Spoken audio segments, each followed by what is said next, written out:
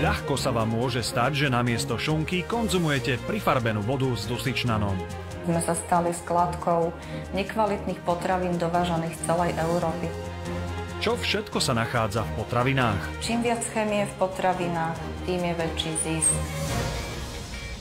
Súčasnosť je priamne zarážajúca. Z potravinovej sebestačnosti sme sa stali skladkou nekvalitných potravín dovážaných z celej Európy.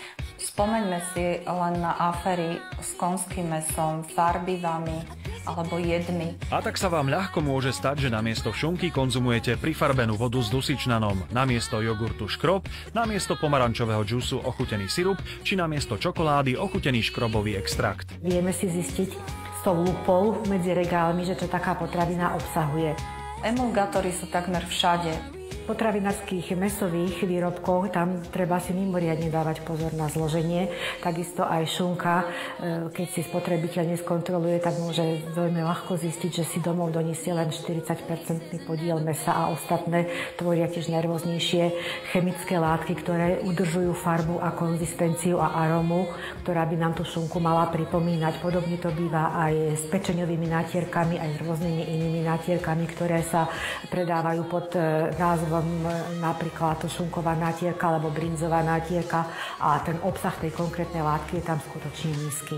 Používajú sa tu dusičnany E249 až E252. Majú za úlohu pridať potravinám na červenej farbe a predĺžovať ich záruku. Vyrábajú sa synteticky a môžu spôsobiť vraj až hyperaktivitu, znížiť tlak a navyše ich odborníci považujú za rakovinotvorné. Častokrát práve v známych nízkotučných jogurtoch sa nahrádza ten podiel tuku, ktorý robí tú konzistenciu jogurtu takú, aká má byť. A takisto aj v snahe vylepšiť jeho chuťové vlastnosti sa to nahrádza tiež rôznymi škrobmi. Tu hovoríme o predávaní benzoánov, ktoré sa vyrábajú synteticky a u citlivých jedincov môžu spôsobiť alergiu, astmu a kožné problémy. Výrobcovia ich okrem iného pridávajú aj do sladkostí. Dôvod je jednoduchý, nízka cena. Čím viac chémie v potravinách, tým je väčší zisk. Ďalším dôvodom je vyššia trvanlivosť, hlad.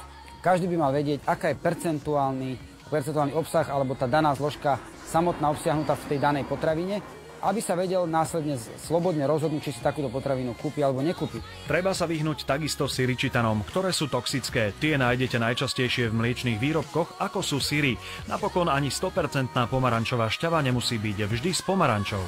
Pretože aj v tých tzv. 100% džusoch alebo v nektároch sa nájde vysoký podiel rôznych konzervačných látok, ktoré vlastne zabezpečujú, aby ten ktorý výrobok mal čo najdlhšiu dobu spotreby. To, čo je čerstvé, nikdy nemôže mať dlhú dobu spotreby. Ak by ste si urobili klasický obraz jedálnička, tak skonzumujete chemikálie pri všetkom od raňajok až po večeru. Bežný človek za rok skonzumuje zhruba 4,5 kg chémie.